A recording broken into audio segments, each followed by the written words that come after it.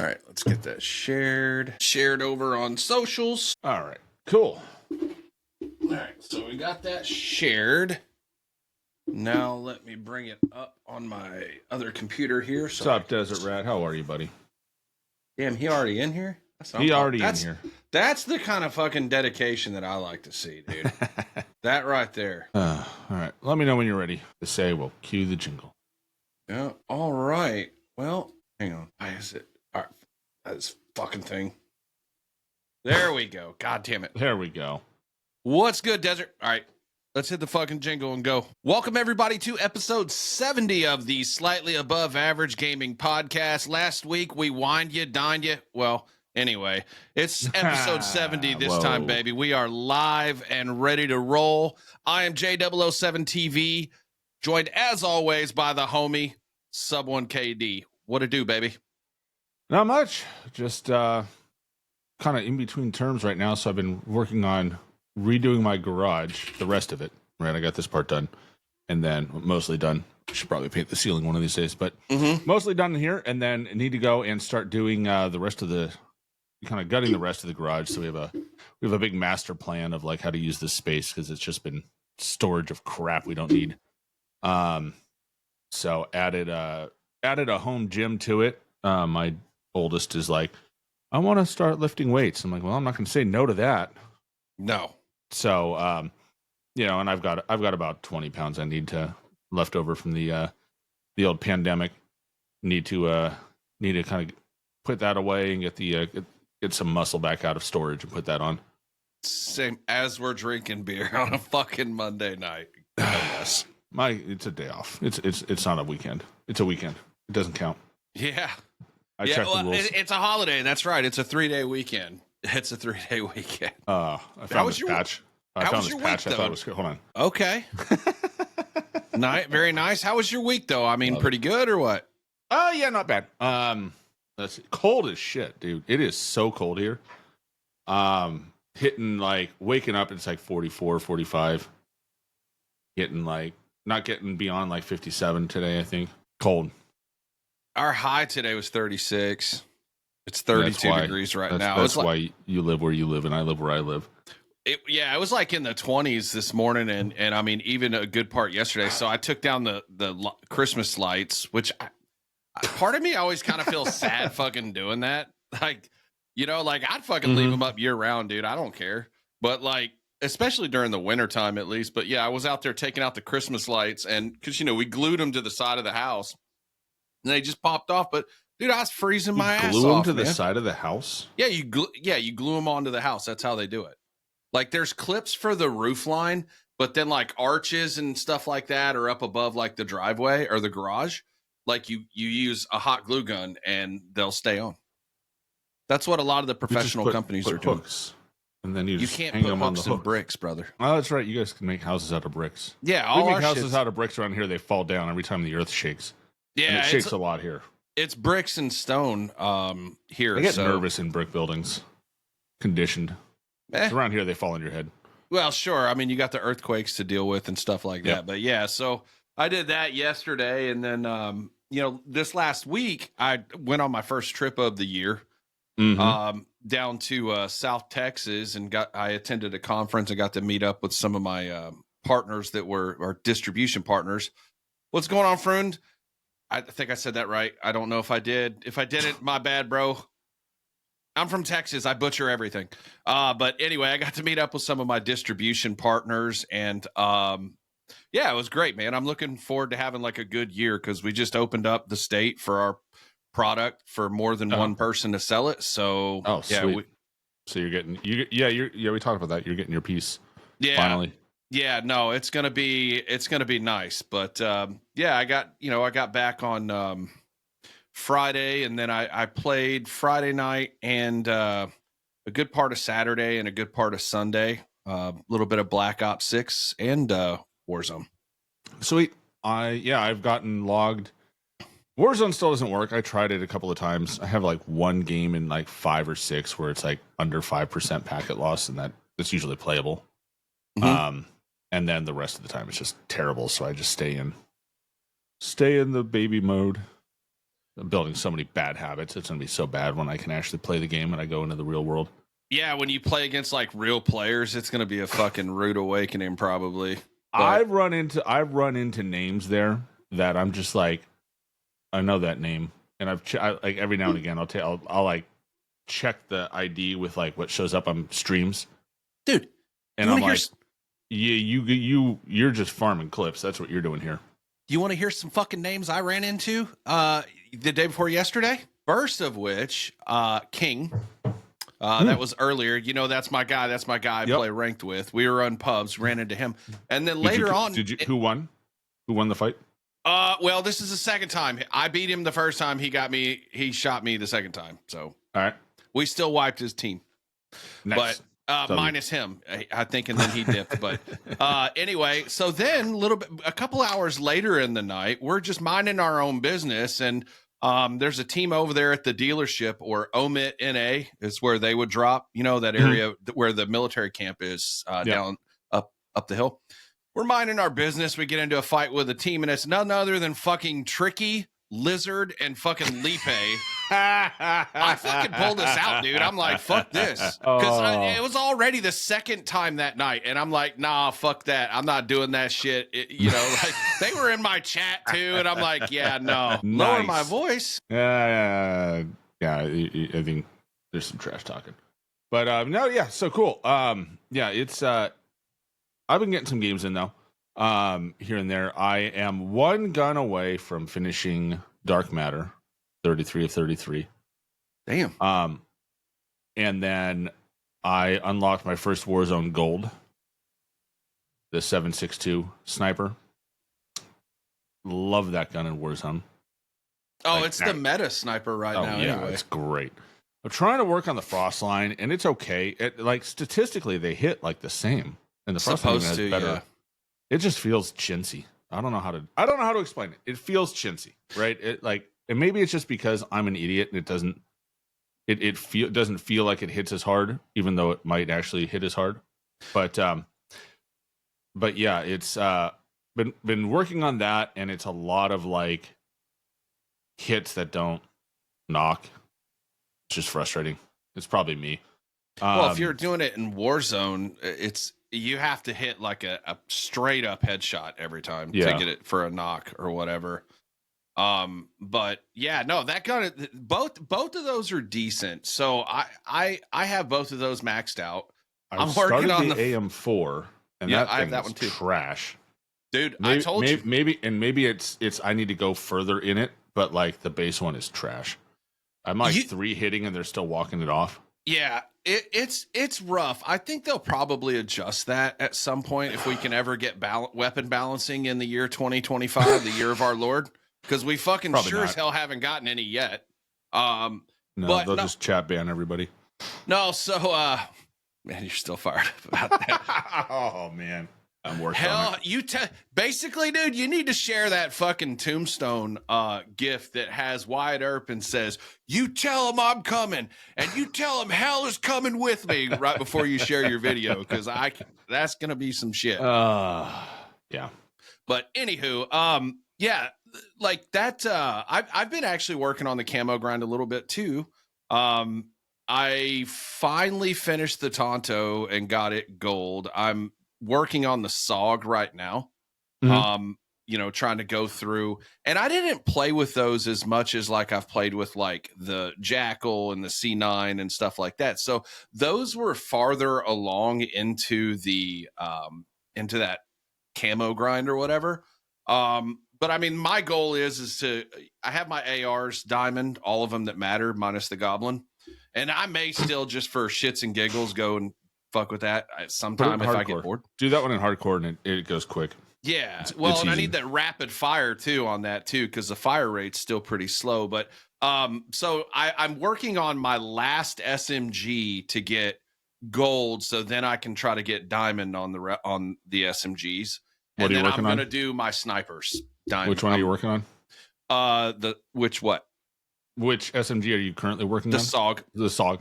Yeah, the akimbo is fun. It's like on a small map when you get up close, it's a lot of fun. But that gun, I found to be a little frustrating because it's a little weak, but it's high fire rate. So like you're going to hit. I struggled with at somewhat longer ranges being able to land the final shot as a headshot. Like I'd get 2 headshots and then I'd hit them in like the chest because it'd kind of like wander a little bit. So that frustrated me. But when I got out of that and it was just getting into the kills section, you could throw the akimbo on and just slam people up close. I don't think I'm becoming necessarily a camo grinder because I'm not going to put myself through the LMGs and stuff like that. Just mainly for the weapons that the weapon classes that I do use. Cause I'm either like in Warzone, I'm either running an AR and a sniper or an AR and an SMG. So yeah, I gotta have that drip. You know what I mean? What's your sniper support that you're running right now? Actually it is. So I'm running the, XM4 with 60 round mag, reinforced barrel, suppressor, and I think it's, the Merlin mini sight with a blue dot. And then I have that buffer weight stock on it. Yep. So I just started kind of running that. Dude, I tried to run the aims for that because I just got bored this last week, right? Like I'm just so fucking bored of the XM4 meta. And so I even been running the AK-74U a little bit. But I tried to run that aims. I ran it a couple matches, like, nope. It has a great fire rate and you're accurate with it, but it just does not have the knockdown power. I mean, even the XM4 outshines it, so yeah, I'm just kind of dying for another meta. And I'm wondering if it's not. Have you run the AK? Yeah, that's what I just said. I was running the AK-74U. Yeah. Yeah. And I'm running that with the gunfighter, wild card. So, and I still have a class for that and I won't run it in ranked, but I'll run it in pubs. Pubs has actually been pretty fucking fun lately. Nice. Yeah. Yeah. I like the I have an AK build that I've been really enjoying. I like that gun. It's fun. It's fun to run. It's fun to use. It's got some mobility to it. Hits hard. Hits like a truck. So even if you miss a shot or two, you can still get the down. I loved the cast off from Modern Warfare 2, bro. Like that was my shit. The cast off 7.62, like that was the gun that I wanted to that I used, and I used that early. I mean, like I told you before, dude, I got a clip from December, not January, December, using that gun right after Warzone 2 came out. Yeah. No, it was fun. It was fun. It was a great gun. It was fun to see it go meta for a while. And then what else? Let's see here. I've been running that. So I'm almost done the camo grind. Have you played any of that red light, green light? Nope. Have you? I ran into my first lobby crashing cheater. Really? In that mode. Mm-hmm. Wow. He crashed out and then said, F you all, and then the lobby crashed and I was going to win. And I said, I'm not doing this shit anymore. What a little bitch. Over bullshit. Yeah, what so a little bitch. Yeah, I will say this. So, while I pile potatoes, what the fuck? Oh, all right, I got it. Yeah, I will say this. Like, it hasn't been that bad. Like, connectivity issue hasn't been that bad. Like the last 3 or 4 days that I've played, like we're not having the issues that we were having. Because before, dude, it was like fucking every night we'd have several disconnects. Yeah. So, we were constantly dealing with that. We had that shit in ranked. And I think we did have one disconnect last night, which was rather unfortunate. But yeah. And that was in ranked. But aside from that, I feel like it's getting a little more stable. Good. Yeah. I haven't had very many major problems with that lately. The standard Call of Duty multiplayer is way more stable. But it's good. It's good to see the game still running, at least. Yeah. Because that for a while there was a little rough. Black Ops 6 you're right, dude. Black Ops 6 is good. It's been pretty solid overall, as far as that goes. And the one thing that I hate that's kind of happening right now is forget about the maps, all right, if you will. Like, I don't feel like those are as bad as people make them out to be. They're not the best, but they're certainly not the worst They're either. pretty bad. You know, and the gameplay is fairly good. Like, I feel like that game is getting kind of a bad rap because of how Warzone has performed, you know, since the integration. And I don't know that that's necessarily fair. It's definitely getting, well, yeah, I've said it before. Everybody loved the game. They thought it was great. They thought it was a lot of fun. Room to improve, of course, always is. Yeah. But there was a lot of positivity going into Warzone, and Warzone just bombed. Like Caldera, I mean, this is like Caldera level bomb of like how bad the game has been, and how many people have just been like, this is just broken. Yeah. So, yeah. Yeah. Well, let me ask you this. Sub. Do you think that there would be the level of hate if we were on a different map? Or do you think that would maybe kind of like lessen it just a little bit? Here's the problem. People aren't complaining about the map. It's not in the list of complaints, right? When people go and they're going after the game, they're going after matchmaking, they're going after cheaters, they're going after bugs, servers, and crashes. Like the map, the complaints about the map not being refreshed have been bumped off to the point that people can't even fit it into their tweets anymore because of space, right? Like they're just it's nobody cares anymore because everything else is worse. Like we're getting close enough, which it was last week. Supposedly it was confirmed. Loose. I'll say that loosely because until I see it actually come from Raven, that it looks like they're not even going to release Verdansk on the 5-year anniversary. It's going to be fucking April. Like, this is the shit we're talking about. Like, when we talked last week and Sub brought up the whole duck hunt thing, like, there are just certain missed opportunities, I think, that they can't make it. I mean, look, I don't want them to. I don't care. It'd probably be it's in the a bad anniversary. state. Celebrate. It's like, you know what? Look, my daughter has a birthday in the middle, of August. It's like the same week we go back to school. We rarely celebrate her birthday on her birthday. We celebrate it like a month later. Mm-hmm. And it's a big do. We do a thing. We have a party, whatever. I don't care. She doesn't care. At the end of the day, we do a little thing on her actual birthday, and then we go and celebrate her birthday, right? And when we throw the big party, she gets all the presents. Everybody's happy, right? Nobody cares that it's not actually her birthday. As long as they acknowledge, the 5-year anniversary, and they do a little, hopefully they have a little thing planned, and that's not broken.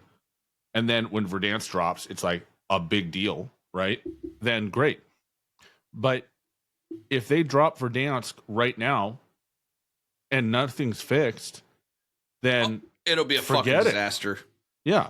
Like, so yes, miss your deadline, but drop it in a good state. Like, fix the game, like everybody tells Doug at Modern Warzone to do.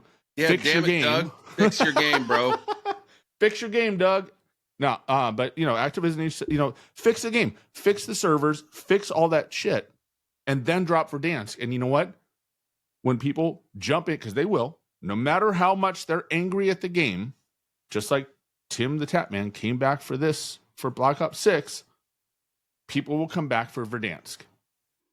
And then that's when we find out whether the game is going to be saved or not. Right? Like, if Verdansk crashes, like if it's the same as it is now, then forget it, and I'll see everybody in Avalon because the game is going to be trashed. Yeah, if they blow Verdansk, like, forget it. It'll be a temporary increase in the player count, and then the player count will bump for 1 week. Yeah, people will give it 1 week. Unless it's good. If it's good, I think they have a lot of potential to really kind of right the ship and get things going, in the direction that it should. And we're going to cover, the community update here in just a bit. I mean, we're more or less just kind of chopping it up at the moment. But somebody asked that question on Twitter. I can't remember which account it was, whether that was going to, save Warzone or not. And my response was, if they release it and things aren't fixed, they'll get a temporary, like I just said, a temporary increase, and then it'll die out. It'll go back to the way it is. It's got to be they have got to get it in a better position than it's in now, for sure. 100%. And I mean, things are starting to feel like they're improving a little bit, but they still have a long way to go to get this game right. But they can't fix a few things before Verdansk. Like, you can't be a little bit better. It has to be much better. Yeah, it has to be significantly better. Yeah, I agree. And until they get to that stance, like, then all, you know, they will get no grace for any of the other little things. And that's the problem, right? You know, Modern Warfare 3 was generally considered a good year for Warzone, minus the lack of big map changes. But even that, the lack of big map changes and the lack of ranked didn't hold back people from playing the game. People enjoyed it. They played, they played the rank they could play. They did, the Warzone was generally well received. People enjoyed it. And that's one of the things that fueled so much optimism going into Black Ops 6. You had Warzone in a good spot, the end of MW3, and then you had Black Ops 6 launch in a really good position, very well received, and then they blew it. Yeah, they definitely got to right the ship, man. They have to. And the thing is like, we talk about this every week, and I'm to a point to where it's very fucking frustrating to me that people still don't get it, but we have to keep applying pressure or they won't fix shit. They won't fix it. And that community update that we're about to go over is 100% proof that they have been listening and they see. Now, would I have liked them to have fucking better comms like throughout rather than waiting until you're kind of at a boiling point for the community? Yeah. No. But I mean, that's probably asking a little too much. But the fact of the matter is they did communicate what they're looking to do. And, and I am optimistic that it will be fixed. So I'm not losing my shit, but I mean, again, all I can say is just use your voice, man. Don't let people, try to convince you not to. Fuck them. Well, they say it right in these community notes. They say, or in the community update, they say ahead of Season 2's launch, we're here to address comprehensive this is their words. We're here to address the comprehensive feedback we've been hearing from our community in recent weeks. Where would they hear that? Needs to hear. Hold on. I don't know. Some people need to hear this because this is important.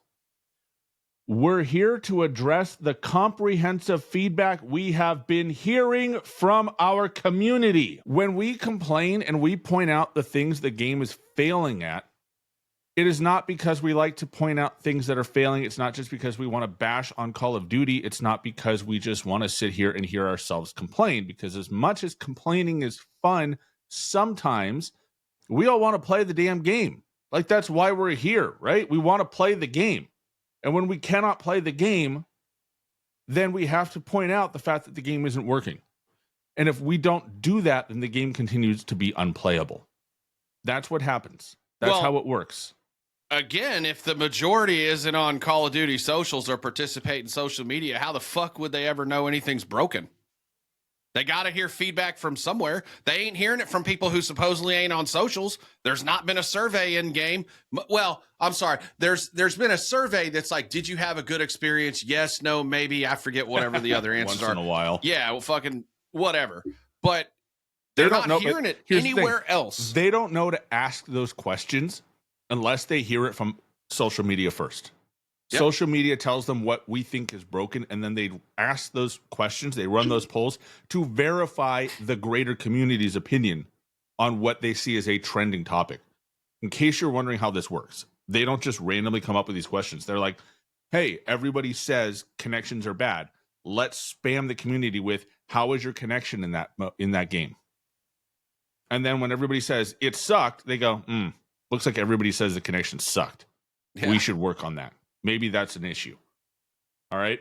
Like, this is how the process works, right? If you don't tell them it's broken and that it matters to you that it's broken, then they might very well know something's broken and be like, well, nobody cares, so we'll fix it later.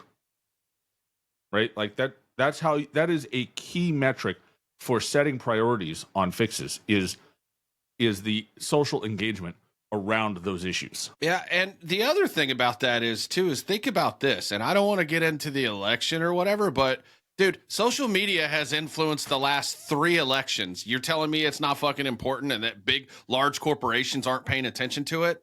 And then I'm sure you saw my tweet. Listen, I'm fucking petty. And so I told him to shut the fuck up and hold this L, because it was a big L for the stop complaining crowd. And then some people wanted to double down too, which was fucking wild to me, but whatever. But yeah. So look, we as a community, we have a voice. And when we are loud, the voice is heard.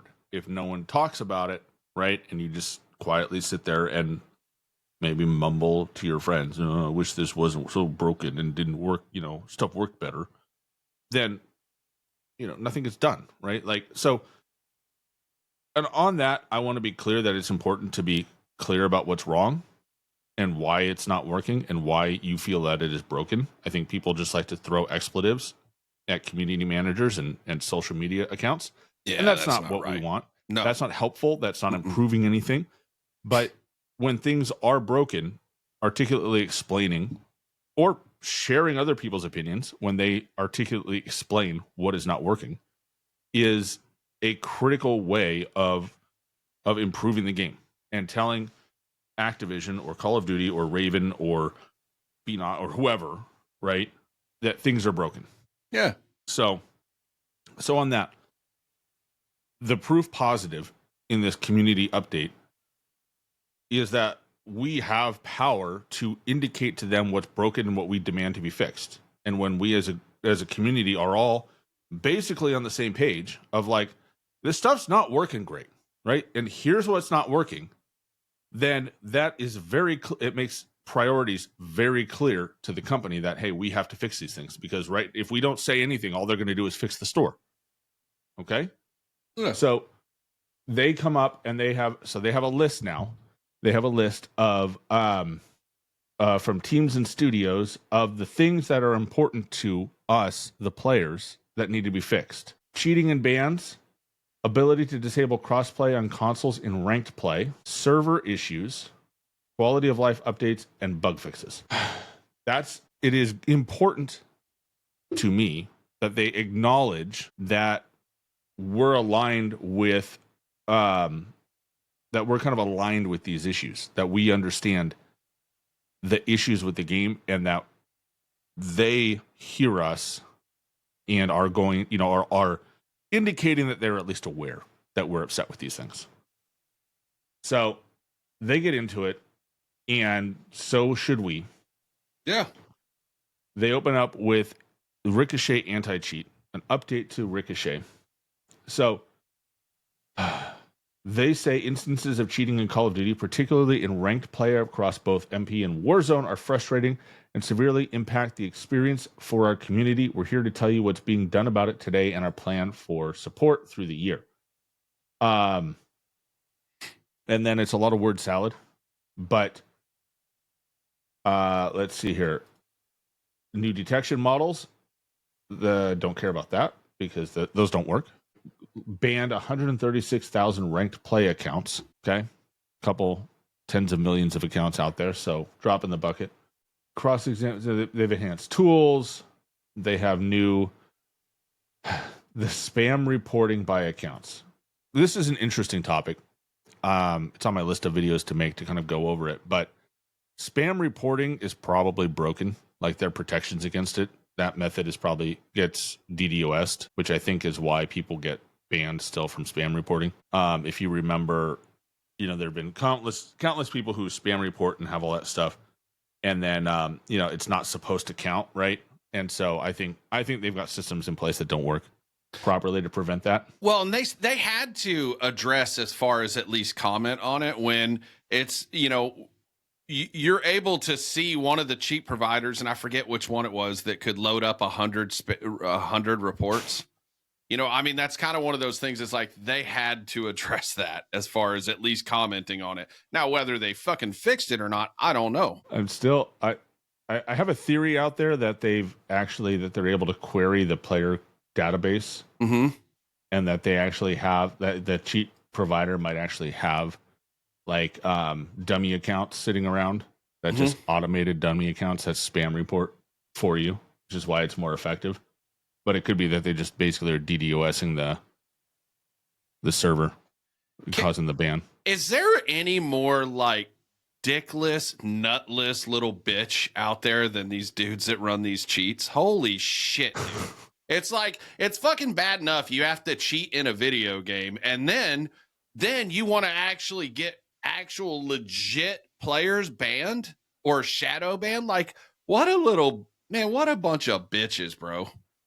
Now, here's the part that I think is super interesting, that if they haven't been doing, which they haven't been, but it'll actually, if they do it and they can even halfway execute it, would be really fascinating to see the effect of it. Detecting and targeting the people who routinely play with cheaters. So, well established that there are people out there who will queue up with blatant cheaters running walls and whatnot, and use their comms and whatnot, and their ability, their cheats, their access to cheats for their direct advantage, right, in the game. Which, their account's not cheating. However, right, if they're routinely partying up with people who are cheating, isn't that kind of the same thing? Aren't they taking the same advantage of the system? If they do it fucking knowingly, yes. They're as big a scumbag as the cheater themselves. Yes. So that's an interesting thing, and I think that'll be. I can't wait if it actually works. I can't wait for it to actually be like, I didn't know he was walling. How could I know that? I just, played with him for the last year, and he seems to know where everybody is all the time. It must be his gamer chair. Is there a delay on that, David? Like, what's the delay from like what's happening real time versus what you're seeing in Discord? Because that's interesting. It doesn't fucking surprise me. I mean, again, if people spent half the effort just trying to actually get decent at the fucking game, like, they wouldn't need fucking cheat. I know. So then they say we have they talk about how IP based banning is not in effect and not effective, and I actually agree with the statement 100%. If they just ban IP addresses, everybody, one college kid on campus gets banned and the whole campus is offline. So I mean, ideal. Yeah, I mean, that makes sense. Yeah. So that makes sense. I'm gonna grab a beer. I'll be right back. Yeah, okay. Then they say they're implementing major upgrades to currently online and active kernel level driver for their season 2. Again, this goes back to the very simple process.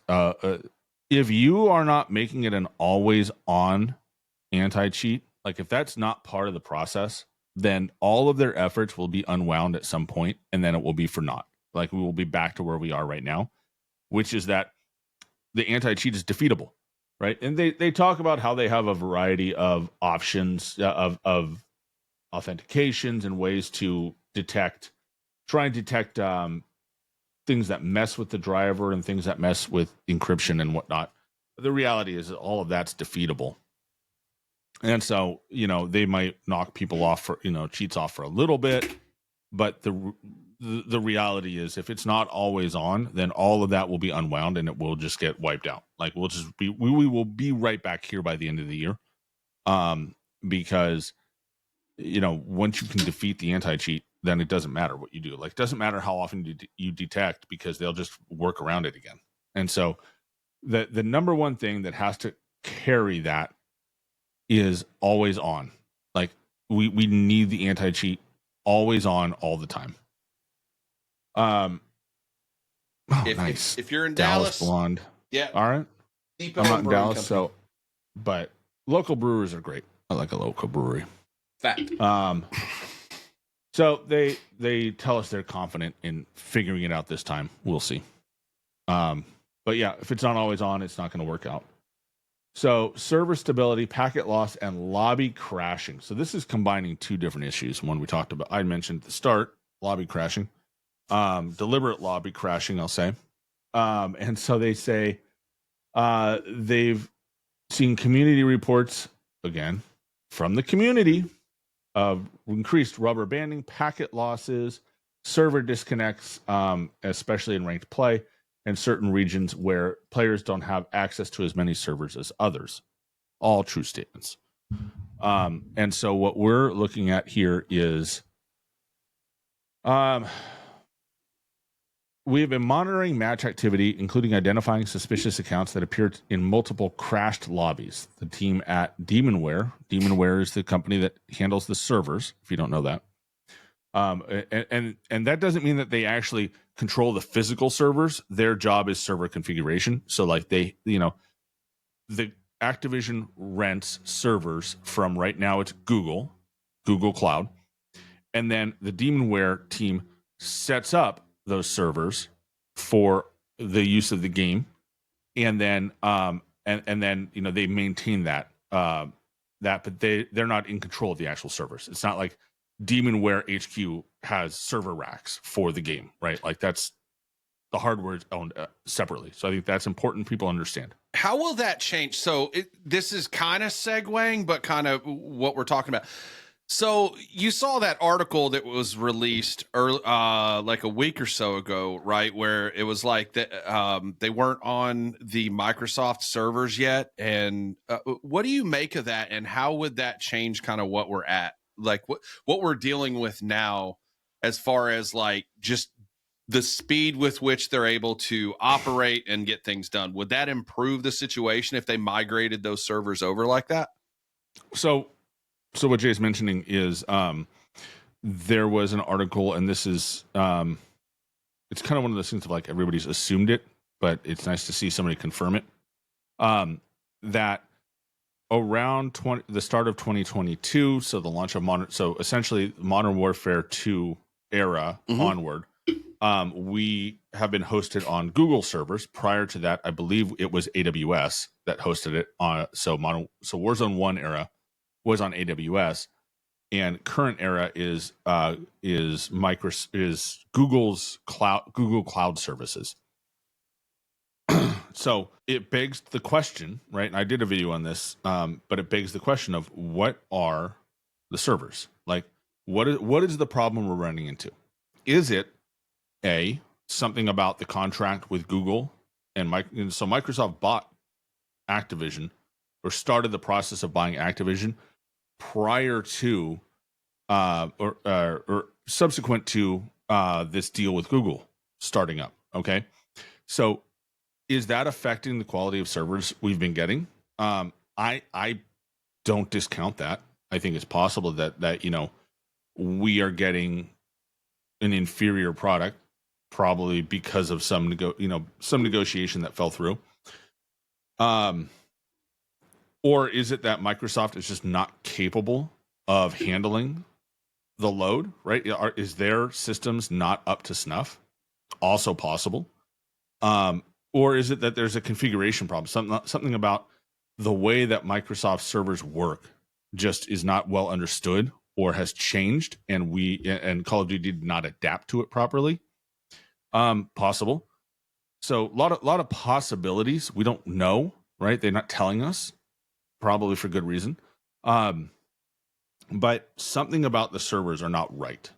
And so part of what I would expect to come down the line, because part of Microsoft buying Activision is to kind of showcase Microsoft's services, would be to see us move to the Google's Azure service, Azure cloud hosting service, whatever it's called. And so, that may be ongoing. It may be planned. Hopefully is sooner rather than later, and make some changes. So if they can make that move to the Google services, or away from Google to Microsoft. Yeah, that's what I was about to ask. Then I think that would potentially make it easier. So one of the things that the article mentions, and that I picked up on early, was that their development systems are not, they're not hosted in the same manner that the live servers are hosted. Mm-hmm. So one of the effects of doing that, and a company that I worked for did this. This is how we operated for a long time, until the company migrated our development tools and in our development ecosystem onto AWS. All right. So the company went from everything was hosted on homebrew servers that we physically owned. We got rid of those and migrated to AWS. And then we went from AWS, and then during that process, we kept our development tools on our homebrew servers. So our development side didn't see changes, but we ran into problems where when we would ship something that worked fine in development, hit the live environment on AWS, and everything went to hell. Like stuff just stopped working. Well, it seems awfully familiar, right? Yeah, I mean, it sounds. They have stuff that seems to be working for them, and they ship it live, and it breaks everything. And we go, "Did you not test it?" And they go, "Yeah, we tested the heck out of it. It's not working live, right?" There's a history of this that really starts up. You know, honestly. I think it's been this way for a long time. I think on AWS in Warzone 1, they had their own homebrew development systems. And I think that's because every studio developed independently, right? They all did their own stuff. So every studio had their own development world, right, that they lived in. And so Warzone 1 created the problem where you can't develop for Warzone on your own server system, on your own development system, and expect it to go smoothly, which would be why, if you think about it, how many times did they ship something that broke stims? How many times did they break stims in Warzone 1? Oh, several times. A lot, right? And it was like every time they fix it, it would come back. It would come back and come back and come back. Same with holes under the map and all these other things. And a lot of that stems from they would ship stuff that, like, they would test it in their homebrew, in their independent testing environment, and when they shipped it live, something about the way that things are configured in the live environment are different, right? And that breaks it. Sorry, I was just going to ask, so do you think that that's why we couldn't get a FOV slider also for consoles? Like, do you think that maybe played a part in it? Because if you're looking at, like, you have 3 different studios trying to integrate into one thing with their own separate things. So what was the reason behind that then? Because the game was designed to run peak on the original Xbox One and PS4, and they couldn't handle it. The original launch hardware couldn't handle it. Interesting. And so they didn't. And so because they weren't willing to scale down versions of the game, that they let it stay. Which, let me ask you this too. I mean, we're kind of going down a little bit of a rabbit trail here, but like, at what point should Activision say, you know what, fuck you, PlayStation 4, fuck you, Xbox One, like, and cut that shit off? Like, last year. Do you think they'll do it anytime soon though? No. That's wild. No. Maybe when they release the PlayStation 6. Because, I mean, at some point you got to force people, right? Like, you should. Like, you know, we're at that point, but the problem is people aren't buying the consoles. So sales are, you know, the pandemic will get its piece of blame for that. But, you know, it's not something that is going to be, how do I say it? If they stop doing, like, they're not in the position to command, like, adoption anymore, right? And look around at, like, how many games, and it's not just Call of Duty. I want to be clear. This is not just a Call of Duty problem. Look at how many games are releasing that are on both generations still today. Most games are releasing for the previous generation still. It's been 4 years. Like, we're closer to the next generation than we are to the previous generation. Yeah. And we're still getting games coming out that support on both, because people just haven't upgraded. Yeah, I mean, at some point, like, they're gonna have to just force the issue, and that might mean maybe they don't make as much 1 year, you know, like trying to get people caught up. But I mean, look, the Switch 2's coming out. That's already been announced, and you know, Call of Duty, Activision has a 10-year contract to put it on Switch. So I'm curious to see how that's gonna fucking work. You know, dude, think about how many Mario fucking crossover bundles, bro. We're going to be getting some Mario bundles, Mario and Luigi bundles. Watch, guarantee it. If they release a Samus Aran skin, I'm buying it. Metroid. Okay. They're not going to, but if they did, I'd buy it. Same with the Halo skin. I'd buy that too. Did you hear that's going to? They're looking at putting that on Sony. on PlayStation. Good. They should. I think they should too. I think Phil Spencer's not fucking around anymore, man. I think Phil Spencer's right on the money. He should put his games everywhere. Yeah. And let Sony just choke itself out because they just can't release affordable hardware. Like that, Xbox. I think Xbox is going to move to. They already have another Xbox coming out in next year after next. I think it's 26. Actually, I think 26, it is 26. So next year. Probably, yeah. Now it's next year, right? Holy fuck, end of next year. I would say end of next year. November, October, November. They'll probably go for it. And I think at that point they're going to start cutting. They have to start cutting, Xbox One support from games. They just have to. Like, you can't support 3 generations of console. But I think Phil Spencer, I think Xbox is on the money of like, look, Microsoft is not just Xbox, it's PC, right? So together, it's what, 70% of the player base right there? 80%, something like that. 75? Yeah. We'll call it 75, call it even. But like, great. Like, they should cater to that group. And if people want to hang on to their PS4s, like, sorry. Like, you've got to eventually step it up. Yep. In my opinion. Because everybody suffers for it. You just end up with a broken game. And at least they're getting to the point where they're saying we're not going to try and deliver the same experience on past gen that we do on current gen. At least they've gotten past that, right? Like, before, it was like they're holding back the current game to make it work on the old game, on the old consoles. But now, at least they're saying, if you're going to play it on the old console, it's going to suck. And there's nothing we're going to do to help you on that. You're just going to get what you get. And I think that's, they're not quite ripping the Band-Aid off, but I think it's bad enough out there that people aren't, like, they're just not, it's not enjoyable anymore. So, it'll force an upgrade. 15 to 20 frames per second, dude. That feels like one of the ranked matches I got in the other night, dude. I legit had that shit and lost SR. It's like what I play. It's like what I see when I play. Yeah, dude. So I mean, I think we're going down that pipeline. But when it comes to the game itself and like how it's running, they've got to just condense, right? Like, fewer the better. Fewer generations the better. And I mean, honestly, the same. PC kind of has that same issue of like, you have older hardware, and it's like, at some point they just have to not run on, like, if you're still running the 5080 or the 580, I mean, maybe it's time to upgrade that.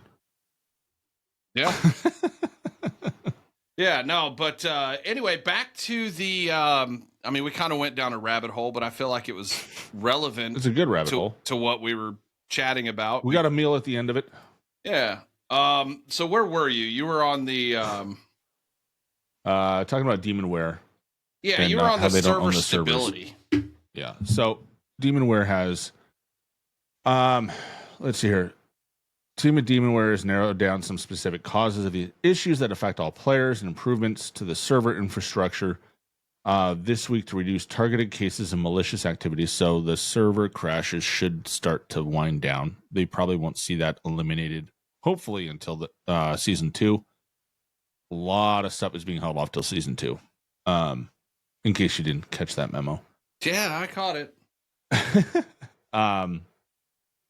So they're trying to stamp that out, which is good. Let's hear new improvements in place for Black Ops 6 and Warzone on the back end stability. And the team has also solved some server issues regards that recently experienced instability. Continue to act quickly to resolve these issues as they pop up, blah, blah, blah. So they know their servers are trash and they're working on it. Basically, an update from the disruptive behavior team on voice moderation. All right, hang on a minute. I'm gonna need you to rub your earlobes and then say a woosah. You know what I mean? Remember your pressure points. Woosah. Shit, we don't even have to go into this if this shit's gonna trigger you, bro. So, all right, they use a company. They use a company called Moderate.ai and their product called ToxMod to moderate our voice comms. So that's the nanny that's watching over us. And I have spent this week deep diving into this company and ToxMod and what they're actually doing. And I'm just not going to talk about it today because I'm just so pissed off at what I found. And I'm going to do a video, and I actually have I have people that I have contacted to actually review my video because I want it to be objective, and I want the things that piss me off about what they're doing with this to not be reflected unwarranted. Like, I don't want my personal biases tilting this video and making it angry old gamer man rants at screen video. That's right? journalism, baby. Well, it's what it's supposed to be. I don't want that. I want it to be an objective look at what they're actually doing and why their voice mod is probably the most manipulative, evil thing that I have ever seen put into a video game. And you can take all of your EOMM and patent conversation, and none of it holds a candle to what they're actually doing in this game with this. And this is not even Activision doing it. They've just contracted it out to a third party, and I don't even think they look carefully at what they're doing. It's weird because I often wonder how well it actually fucking works, because I mean, while they just said that trash talk is okay or whatever, and that's fine, but like, all right, so what's the threshold for that? Can I tell some kid to get fucked or he just got shit on? Am I in trouble for that? I mean, I get in trouble from that from the wife, but I mean, like, in the game, am I allowed to do that? Obviously, there's no words and phrases. I don't use those anyway. It isn't no words or phrases. Well, they told us that. They told us it was no words or phrases, and it's not. And it literally, the answer is, can you say that? It depends. Okay. Well, I don't want to steal your thunder. I don't want to go into more of that than that, but I want you to know that it depends. Like, it's not cut and dry. There's no list of words, and it's frustrating. So, incoming Black Ops 6 updates. So let's move on. Yeah, let me cover these. These are cool. So, just the global part of it. So, a challenge tracker up to 10 manually tracked challenges or 10 nearest completion. I think that's cool. Remember, we had that with Modern Warfare 3. We had that last year. Yeah, we had that last year, so that was awesome. A separate HUD preset settings for multiplayer and zombies. So, I've actually been thinking about this, and it's been kind of bugging me a little bit. And I think there's a custom setting in there that I just haven't gone in to fuck with. But like, have you ever noticed when you're playing multiplayer and you like go on some kind of streak, or you got a UAV up and you get a couple kills, just the amount of shit that pops up on your screen and right in the fucking middle of it? It's crazy. You can't see shit sometimes, dude. Take all that upper thirds. Yeah. Can I do that? Like, is that a... No. Oh, I thought there was some custom HUD settings or whatever, but all right. If that's I don't think it moves that. But like, so that, I think if they fix that, if that is what is part of the fix, and then here's the one that I know you're going to love. Reduced collision with teammates to improve maneuverability around tight spaces and doorways with the nearby teammates. Let me say this. There is nothing that pisses me off more than getting shoulder fucked right out of the spawn when I'm trying to get to a certain goddamn spot. And then that same dude is going the same fucking speed I'm going to, and I'm trying to get to where I'm going. It pisses me off. Yeah. It's like playing bumper cars out there, especially if you play small maps or you're maneuvering in a tight environment. It's like the number of times that I have died because I go to run run or slide or do something, and I get bopped into by my own teammate, which interrupts what I'm doing, knocks me into a wall or something, and then all of a sudden, now I'm not in a position where I can be, where I expected to be because of the movement I was trying to make, and I get caught flat-footed. Like every damn game, multiple times a game. And it's like, and then the spawns are so bad that when you spawn in and someone's laying prone in the doorway, you can't get out of it. Like, there's a couple of spots on some maps where it's like the spawn will put you in a room. Yep. And to go through the room, you have to go through the doorway. And there's some idiot there trying to camp a hallway. Don't get me wrong. I get it, especially if you're camo grinding. Like some of these challenges, you got to camp hallways, right? You need to get that kill or that headshot. But, bro, I can't get out of the room. I can't hop over you. I can't walk around you. I can't do anything, and I'm probably fucking up your aim too by running into you consistently until I can find the little space that's like that wide that I can actually get through. I wish you could team kill in that instance, because I would straight shoot a motherfucker in the back of the head for that shit, dude. In hardcore, you can do it 3 times. Three times. And then you die when you shoot them and they're fine, Yeah. right? But like I've taught that lesson. Like I've done that before. Yeah, no, yeah. Yeah. Be nice to be able to kill teammates. So out of the way, move. So he's not moving. I think that's awesome. So for multiplayer, they're talking about gameplay and quality of life updates. So weapon balance pass. I mean, I got to be honest. So when we're talking multiplayer, I don't really see anything. And again, I'm putting minimum 2 hours of that a day when I play. I don't see anything that's truly like out of whack, like that you can't compete with. I mean, the XM4 is super good in multiplayer, but it ain't broken. It's not nearly as good as Warzone. Yeah, it ain't broken over there like it is. Yeah. Like, I don't really see anything that's broken. I mean, I don't know if I'm just tweaking or what. The Marine SP is broken. That has like a one-shot kill at like 15 meters or something ridiculous like that. I haven't even run into that yet. I mean, I got to be honest with you. I'm not saying it doesn't happen, or I haven't. It's predominant in small maps. It's predominant in small maps. So you don't play much of the small maps, but like, I don't think I've played a single game. I'll run into rooms and there'll be somebody just sitting there, and it's like I will hit them 3 times, and I still lose the gunfight because they hit me once. And there's nothing you can do. There's nothing that beats it. Like, you hit with that. The only possible way to win is to slide in with like a sniper rifle and get a quick scope off before they pull the trigger. But you know, that's its own set of challenges. But generally speaking, like, you just can't beat it in a small environment. Yeah, it's so yeah. That one's broken. I'll call that broken. Bullet penetration updates. I don't know exactly what that means. I mean, they don't really elaborate on that. I'll tell you exactly what that means. That means that they have inconsistencies in material. And specifically on, there are certain maps. It's been highlighted specifically on, what is that map? Dang it, Nuketown. You know, like, and I am convinced, but I haven't been able to test it thoroughly, that different sides of the same wall have different densities based on the material that's covering the wall. And so you can punch through certain spots one way, but you can't punch through the other. Dude, that's among other things. Red pill, blue pill matrix shit right there, bro. Like, fucking, are you serious? Yeah, well, you remember this. You remember the incident where a guy is just blasting through the wall on the outside, and on the inside, he just turns around with the Marine SP, this is broken, and one taps him. You remember that clip? No, I don't. Couple weeks ago, think so, but a month or two ago.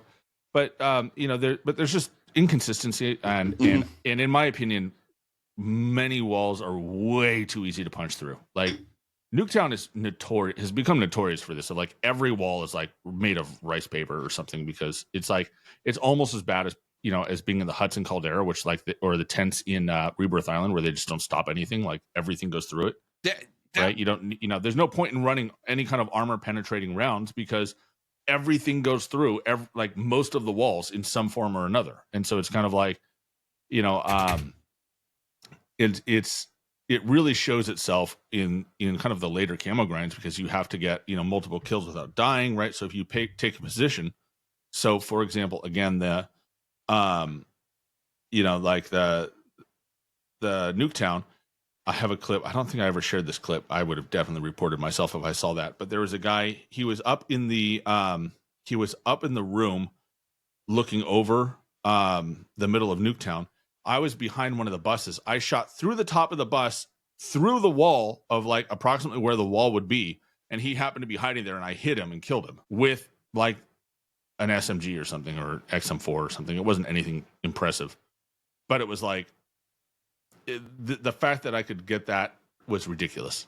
Like, it was just, the walls are too thin. Well, you remember when they first rolled Nuketown out in this game, that was why they eventually got rid of, or they nerfed to a degree, the recon thing that you would get from running all the blues. And then you had that equipment that you could throw out there that would highlight people. Yeah. And so you could literally highlight people through the map and then just shoot them, and it didn't matter what was in the way. Like, yeah, you'd shoot through everything. Yeah. So You know, So that was why they could fix adjusted that. But they could fix that. So here's these next two.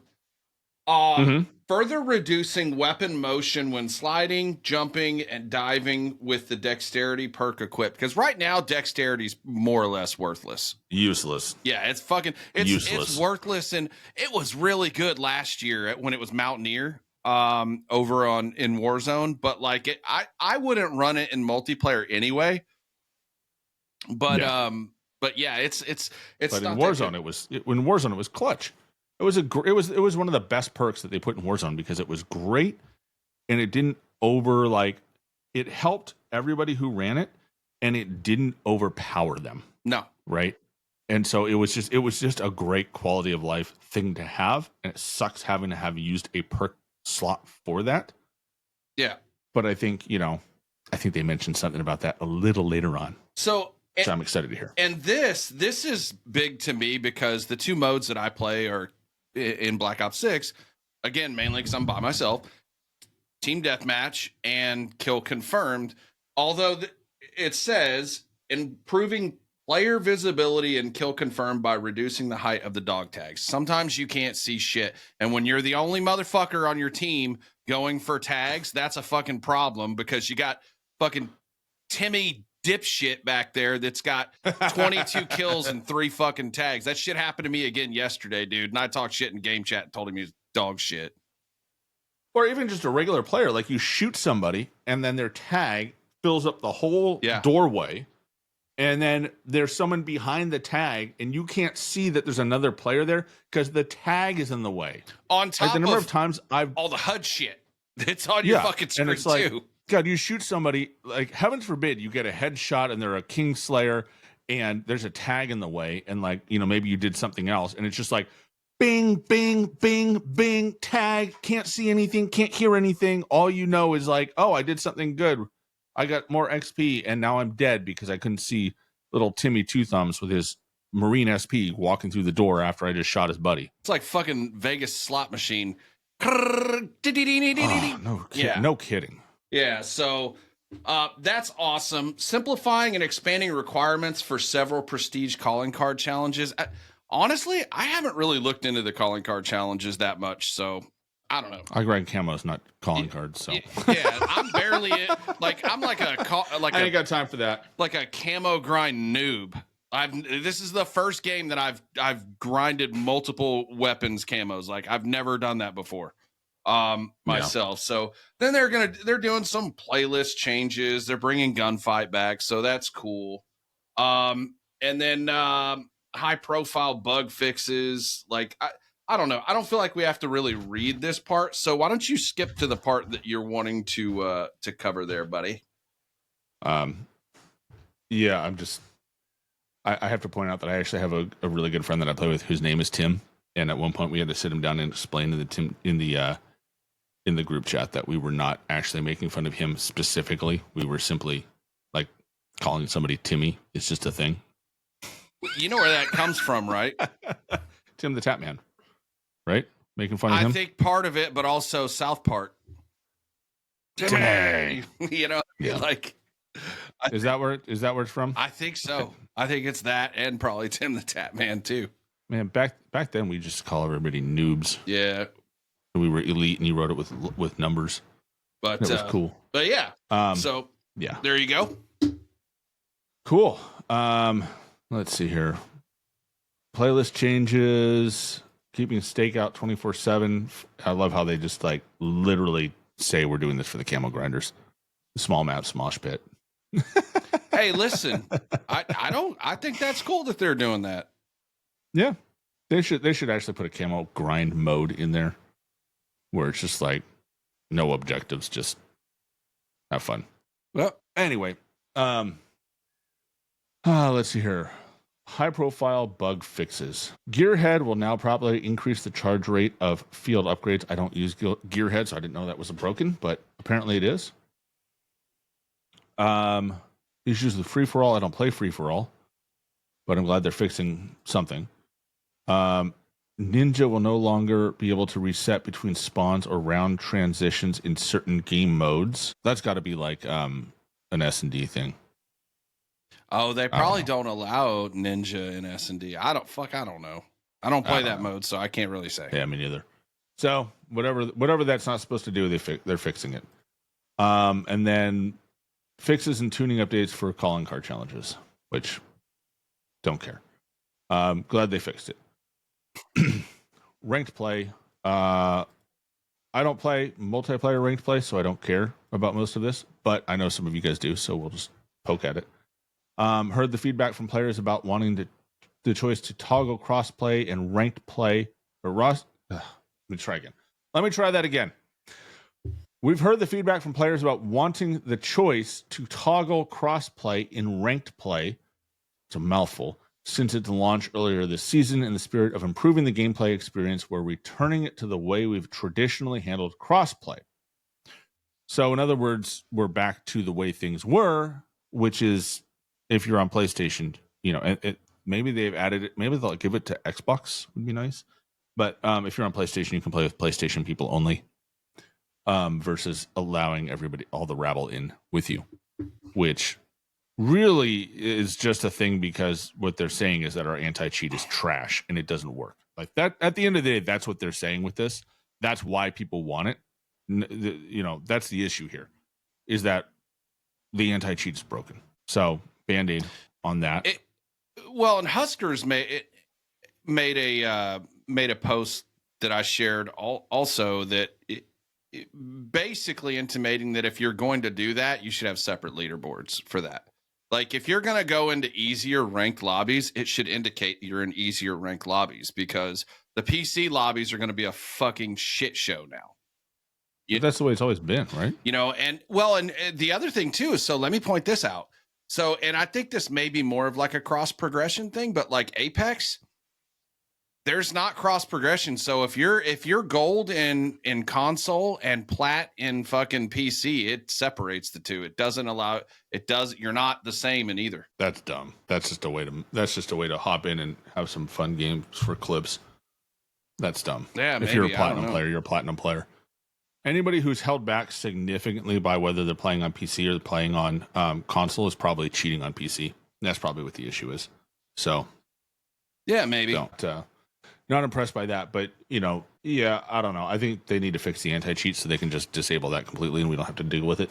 Well, and so let's talk about the ranked playlist right now. Like, and we've talked about this a few times over the last few weeks, like, because I've been playing ranked Warzone. They got to do something to get that fucking player count up. And I think that a lot of it comes from this update, because right now, as it sits, the queue times are a little bit longer. And we're getting into lobbies as gold players and platinum players that we shouldn't fucking be getting into. And so what that tells me is they can't fill those upper tier lobbies. So they've got to get some of this other shit fixed to bring these people back. Stop fucking shadow banning everybody and, let them play the goddamn game so they can fill their upper tier lobbies, and then we can be in regular lobbies. Well, you know why they've, why everyone's getting shadow banned, right? Why? Because they had to reinstate everybody. Yeah. When they when their defect in their ban system was revealed, and so they had to reinstate everybody. So they just cut everybody's trust rating to 0. So if you're getting spam reported, it's like you're like probably not one and done, but pretty close. Yeah, that's wild. But anyway, that's kind of like my thoughts on where we're at ranked wise player count. It's not because people don't like the mode. It's because it's had a lot of fucking issues that need to be fixed for people to want to play it more. They should be able to get player count up. All they have to do is, fix the servers, fix the anti-cheat, put a better map in, balance weapons. I hope so, Should be no problem, right? I hope they get this done. And I truly do hope that they're not looking at this and being like, well, the data says people aren't playing it. Well, it's like, yeah, people aren't fucking playing it because A, they can't, i.e. Subone KD. He can't fucking play. Or they're shadow banned or whatever. I finally did play this week. Yeah. How'd you do that? I played ranked. I was playing with some buddies that I don't get to play with that often, and they wanted to play ranked, and I said, well, it's your SR. I have 0 SR, so I don't care. We got obliterated. I had one game where I had 2% packet loss. Oh, that's not bad. That game. I dropped like 5, and then we ran into Eries, and we got mobbed. We ran into 2 squads of iridescent players. 2. I downed one of them. I got excited. I hit him with a headshot, and then there were 2 other guys with him, and I turned around and he was eerie, and then 2 others swarmed through or a team of 3 swarmed through the door and ate me for lunch, and they were Crim and Erie, and so it was kind of like, you killed a bronze 3. I'm sure you're so excited. Dude, you know what I'm seeing where like that's kind of extremely where it's more rough for me is in the fucking gulag, dude, going up against some of those dudes. That's where the struggle is. It's not as much in like the open world as it is in the gulag. Like I have been on the struggle bus in ranked on the gulag. I can't hardly fucking get out of it. I was 1 for 3 in my gulags. That out of 3 in those 3 games, and 2 of them I was tracking a guy and putting an entire magazine into him, and then in the replay I'm standing there facing the wall and kind of like jittering back and forth. Yeah, and you have to love too when you get 3. And the one where I had actual 2% packet loss, I killed him. Yeah, and you have to love too where you get like 3 bursts into somebody and they're able to run around and then come out and just 1 burst you in the gulag. That's fucking great. And a lot of that I'm sure is because the meters. They say, oh, our packet loss is such and such, and I think they're lying. I think those things are broken. Yeah, personally. But anyway, we move on. Zombies, fixes in zombies. Blah blah blah. I've played 0 seconds of zombies, so I don't really care. Yeah, I don't. But if you are a zombie player, this has been zombies. This has been a year for you because they just had a big whole thing on what is it, the 10-year anniversary of zombies, something like that. Yeah, I'll be right back. So lot of good stuff there for you guys. So if you're a dedicated zombies player, I hope you're having a blast. You're getting a lot of good content, and it seems to be a really good experience. Most people who have commented on it say, aside from technical issues, say they're enjoying zombies. So that's, I give Treyarch a W for that, and Treyarch does zombies very well. That is what they're known for. It's kind of been their mode. So great, good to see zombies getting a lot of love because it's felt like it's been neglected for several years running. I don't think there's been a zombies mode that zombie fans have been happy with since prior to MW 2019. So good on that. Cold War zombies. Maybe they liked Cold War zombies. Tell me in the chat if Cold War zombies was good. I only played Outbreak. I liked it, but I know a lot of people didn't. Incoming Warzone updates. Ooh. Incoming Warzone updates. All right. Let's talk about Season 2 for Call of Duty Warzone.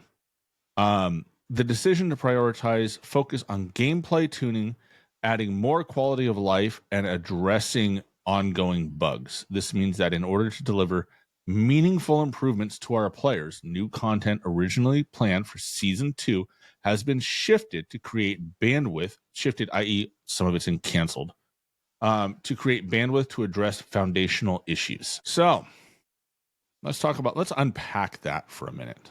We've been down this road before, if you all remember, when Caldera dropped and it was a disaster, kind of like how Black Ops 6 Warzone dropped and it's been a disaster.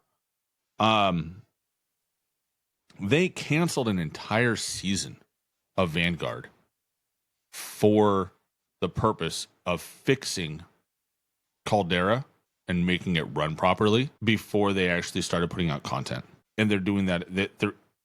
We're back to that again, right? And this is actually was it Modern Warzone or was it Charlie Intel reposted screenshots of Activision, of Call of Duty's apologies.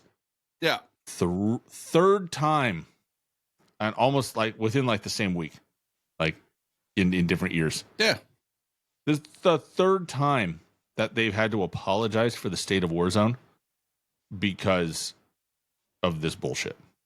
So again, the reiteration is that there are systematic problems with how these games are being developed, and we are, we're stuck. We are stuck holding the bag as players, and so again, they acknowledge the issues.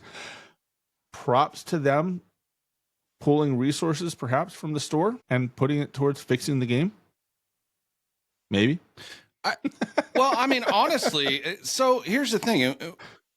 as we've mentioned before, when they do shit that's messed up, we're going to criticize them for it. And when they do stuff that's good, we're going to praise them for it. And I mean, yes, on one hand, the fact that we seem to be in wash, rinse, and repeat zone a lot, that's kind of fucked up and it's irritating.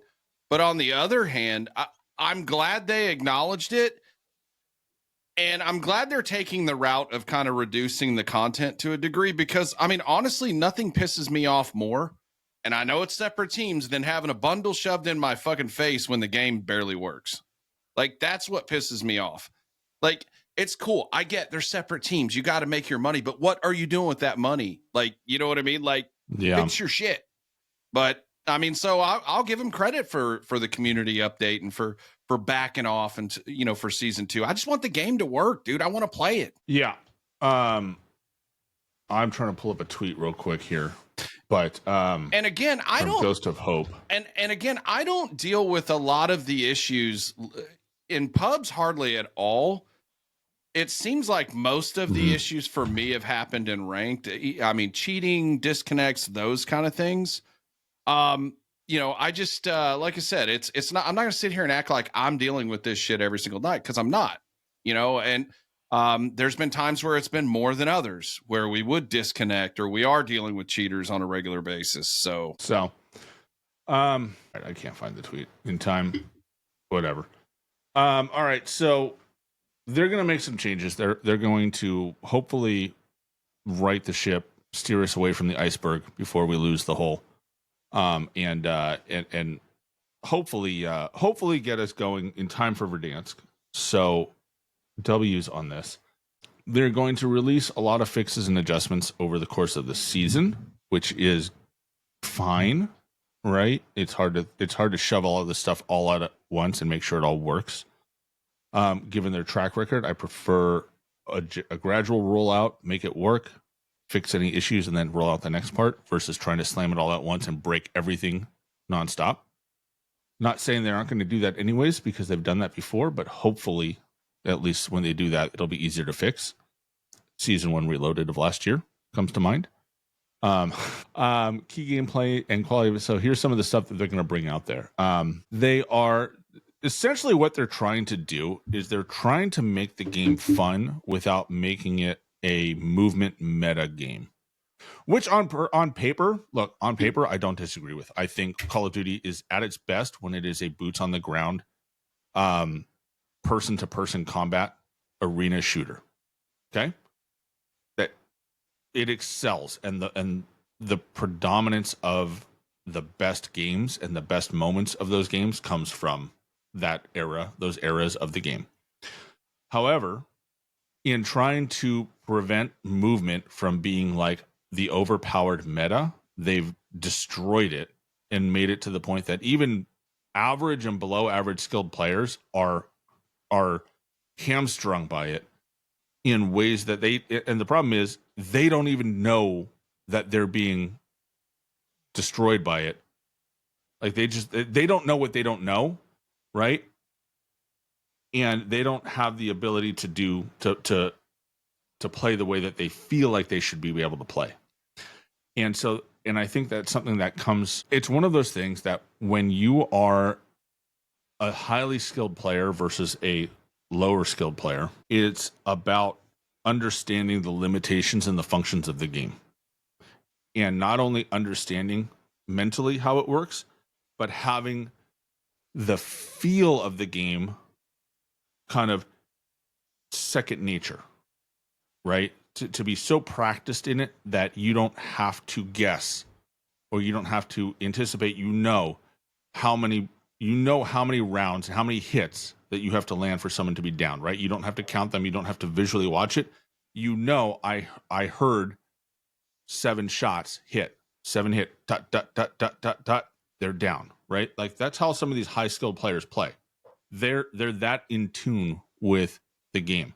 And it's stuff all the way down to like the timing of jumps, the timing of how long does it take to refresh weapons, how long does it take to ready a weapon, to how fast can you go from a slide to standing up to firing.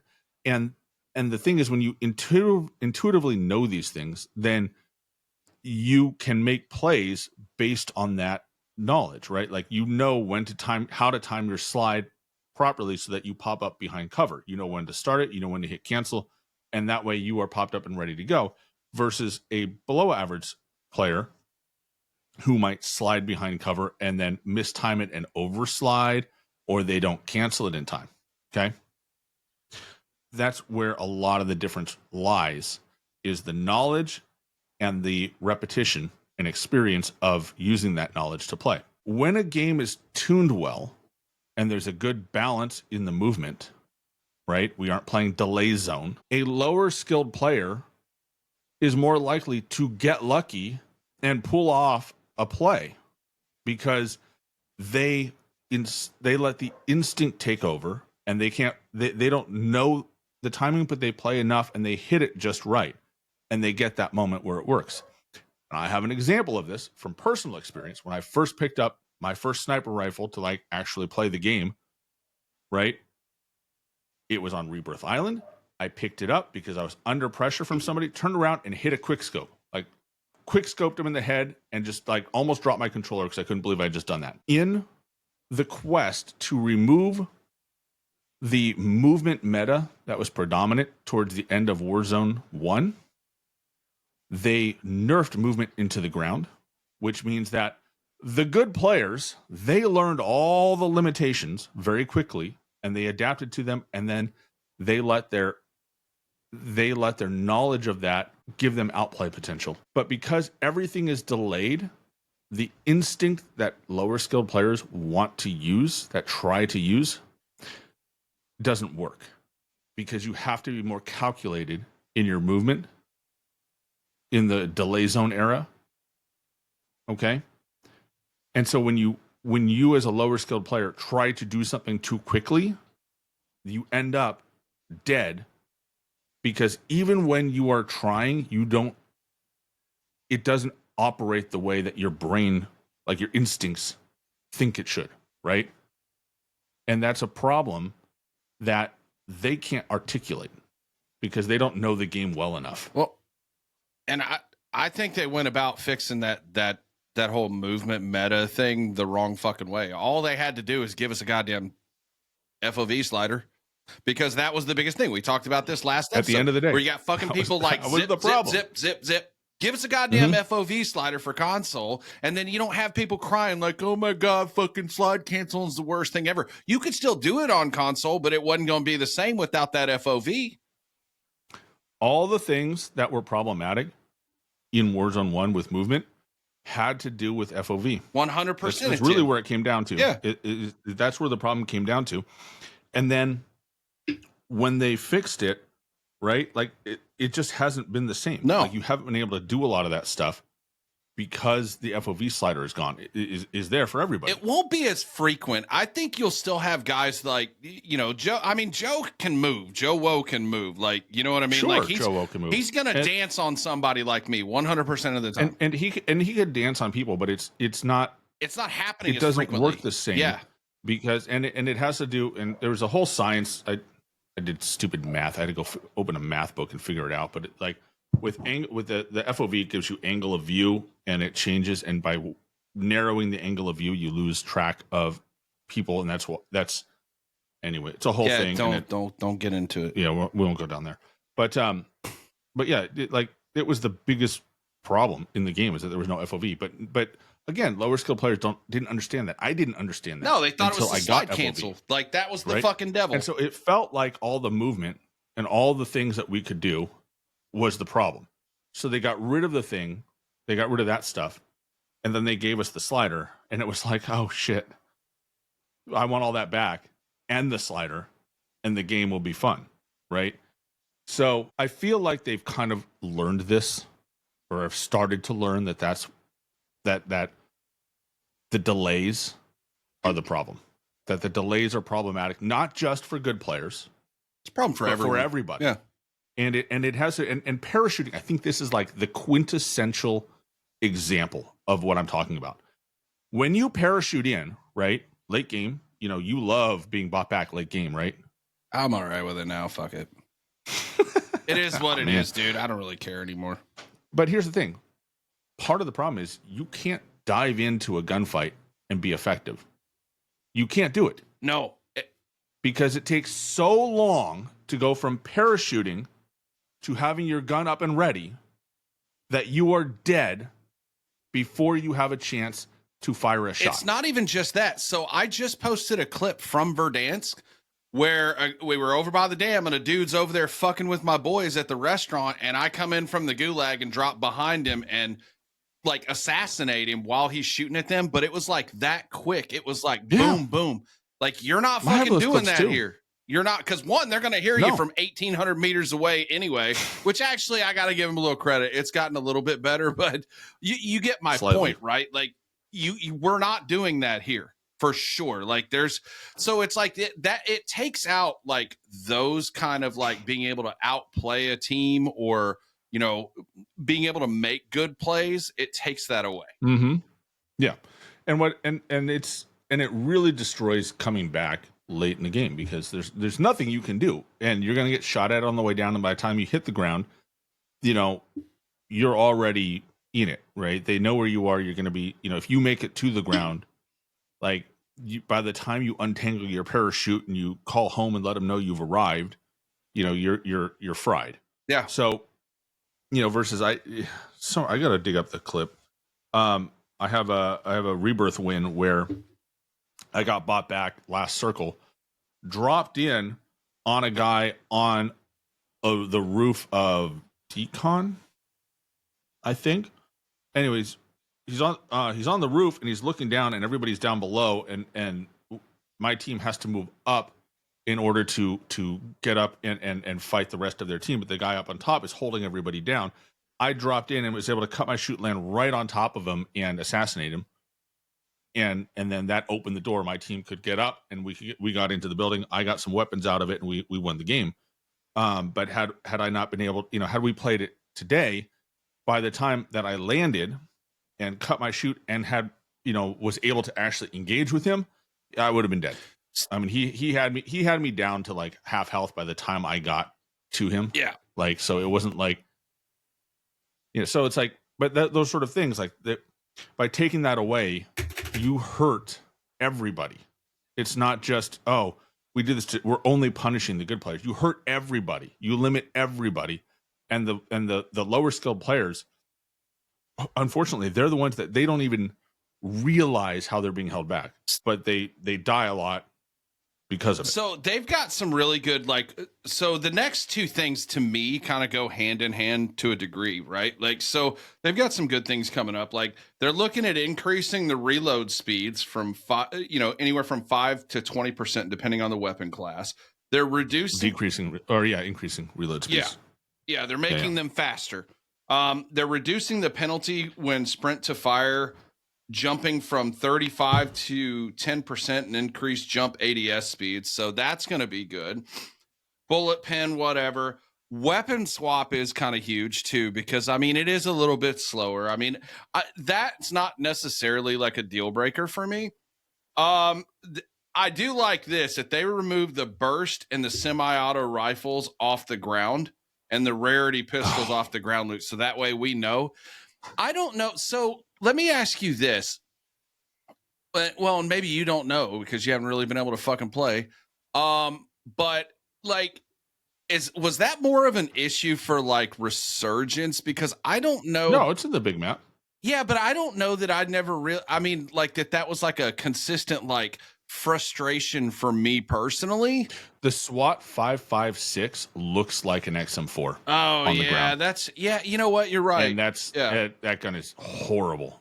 It's horrible in multi. It's worse in Warzone. It's awful. Yeah, maxing it out was fucking terrible, dude. Yeah. So, yeah, no. So W, this is that absolutely is out there. And then the Tarkov 7.62 is a marksman rifle that's whatever. I've never picked it up. I've gotten one or two kills with it probably in Warzone. I'm not real sure. You can actually check that. So, but then on the movement side of things, this is what's cool. So they're increasing both jump speed and successive jump height with one modified successive jump. Basically, bro, we're about to be able to bunny hop again. Rip to all the old head dads like us. You know what I mean? Like, I'm fucking fine with it. I like all that advanced, like being able to do that shit when you can. So that's awesome. But here's what we were talking about too. Increase the speed of the parachute cut animation, making cutting a parachute and readying your weapon significantly faster. This I can't wait to see. Like, I think this is one of the better things that I've read in this post. Increase player velocity when landing from a cut parachute land for smoother transition into a full sprint. So those two things right there are, I think if they do it right, that'll essentially fix what you and I were just talking about. Yep. You know, and again, it comes from the point of view of added delays. Like, they just added so many delays, everything delayed, like, you know, call it delay zone, right? But it's not entirely unironic. It's just literally like every action you take, they've just added artificial delays to the end of it for the purpose of trying to make it easier for like bad players to be effective in the game. But the problem is it just makes everybody worse. Ooh. All right, so now we go into, so the audio, they're making audio improvements. I'm not going to fucking beat you down with that. Like, at the end of the day, dude, I'm on this Rodecaster Duo. I finally got my audio fixed. It's fine to me personally. Right. Like, it's still mid. Yeah. I mean, could it be improved? Yes. Do I want to hear somebody fucking parachuting in across the map? No, I don't. But I will say directionally, with my sniper, when you've got a sniper, it's free kills sometimes. I mean, I guess I will say directionally in Warzone, it's gotten a little bit better. So I feel like there's been a little bit of improvement. Now, I don't know if that's something they did or if I'm just getting used to the mix from everything that we did with this Rodecaster. So I can't say, I don't know. Directionality is still mid. Yeah. So like, it's not as big of an issue. So then they make some changes with perks. So Combat Scout's not going to ping anymore. It's going to be an outline. Big deal. Not visible through walls. Yeah. Now that's important, right? If they go through a wall, it just, I believe it was said that it transitions to just a positional ping. Yeah. If they can execute that, that'll be cool. But here's what we were just talking about. Guess what's coming back, baby? Dexterity. Mountaineer returns as a perk 1 slot, replacing Dexterity. I think that's awesome. That's cool. Mm-hmm. Who runs fucking Veteran in Warzone? I don't run that. Do you? Like, what? So my perks that I'm running, like in ranked, I'm running the what's I don't even remember the goddamn name of the blue health perk. I'm running that. Blue health, that's the one, the quick fix one. Yeah, it's not quick fix. I forget what it's called. So I'm running that. I'm running I run that as Quartermaster. It's Survivor. So I'm running Survivor for blue. Makes you go faster when you get hit. No, that's in your third perk slot. That is Resolute. So many perks. So Survivor in slot 1, I'm running in pubs, I'm running Tracker. But in ranked, you can't run Tracker, so it's Quartermaster all day, and then Ghost. I'm running that. So those are the 3 perks. But yeah, the Resolute perk is what a lot of people are running. What's funny is like a lot of those higher tier players, they just don't really give a fuck, so they don't run Ghost. Well, Ghost, Ghost isn't what it used to be. Does it work even? I don't know. I mean, am I wasting a perk? It didn't work at launch, I don't think. I mean, Ghost are cool, but one of those 2 didn't work at launch. I guess, but I think really they fixed doesn't that. matter. Maybe I can build a perk for that, but I mean, the problem with Ghost is, this map is so open that it's like, if people have eyes, Ghost doesn't work very well. It's true. And they've got it where you have to be moving too, which I still don't know what that actually entails. Like how far threshold? Yeah. What's the threshold? I think you have to be in motion. I think they got rid of the sprinting. It used to be like you had to be sprinting. Oh, that's wild. Like for a while. But it's now it's like you have to be moving, right? And you can stop for like 2 seconds or something like that. Before you'll appear. That's like the opposite of trying to cater to players that are not, that are quote casual or whatever. Is it not like that? Like doing ghosts that way? Like the players who are not, who don't play the game very much, or maybe who are below average or whatever, they're going to get fucking shit on every time now, guaranteed. If they're not, I mean, with or without. Ghost hasn't. I haven't touched Ghost since they nerfed it in Caldera. I got rid of it then. Really? I didn't really run it. I think I ran it in ranked. It's habit for me. I take that back. I ran it in ranked because it was ranked, right? And so every little bit helps in ranked. But I generally stayed away from it because I figured, it's a passive perk, right? It's about being passive versus being aggressive. Mm-hmm. And so I've steered more away from the passive perks because I feel like those are the ones that have taken nerfs lately and more aggressive, or at least more like survivability, like perks that activate during combat, I think are more valuable than perks that try to help you avoid combat. That's fair. Yeah, so they make some updates on chain for the perks, but the one thing that pisses me dude, I about lost my shit again last night. I'm sitting here trying to put out a fucking airstrike after I get a knock. It's literally telling me 12 seconds, 12 seconds, 12 seconds. I can't put it out, can't put it out, can't put it out. Little bit either earlier than that or later than that, but in the same night, I get knocked and instantly have that airstrike on me. Dude, I was so fucking mad. Like, come on, man. You know what? I don't hate that they give you the timer now. Like, because I remember back in the day, early was it probably Black Ops Cold War era, you could throw as many streaks down as you wanted. There was no like limit to it. And I just remember we had or maybe there was, but it wasn't like it wasn't excessive. Al Mazrah was bad for that because remember you had the backpacks and like you could stack all that shit in your fucking. Well, on Rebirth, they had the fire sale, right? And so the way that the guys that I played with at the you time, told me this, you fucking asshole. The way that it would work is we would hold down bio, right? Usually it was bio. Usually the circle would have the buy station either the one, there was one behind bio that usually went out, but there was the one in front of it, and then there was sometimes one on the side. One of those buy stations would still be active, and we would just have all of our money, like 20K a piece, and it would just buy airstreaks, and we would just spam them into oblivion because it was pretty late. And so it was like nobody could move for an entire circle because it was just airstrikes everywhere. And then every once in a while you'd run into another team with the same strategy on the other end of the map, and it would just be like the whole map was just exploding. And then eventually you were running for your life from the gas because you had to hide for the entire duration of that circle. Remember how loud those fucking streaks were too a while back? Like you'd hear that shit across the map. It's like, constant airstrikes. It was just loud as shit. Like that. It wasn't as bad back in the day. The audio was better in Warzone 1 than it has been. Yeah. So yeah, I mean, like those are a couple of the things, or a few of the things that kind of stood out to me. They reduced that shit down to. So used to you could deploy 3 of the blast traps.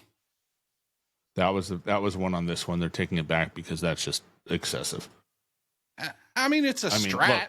Look, unless you're Rolo,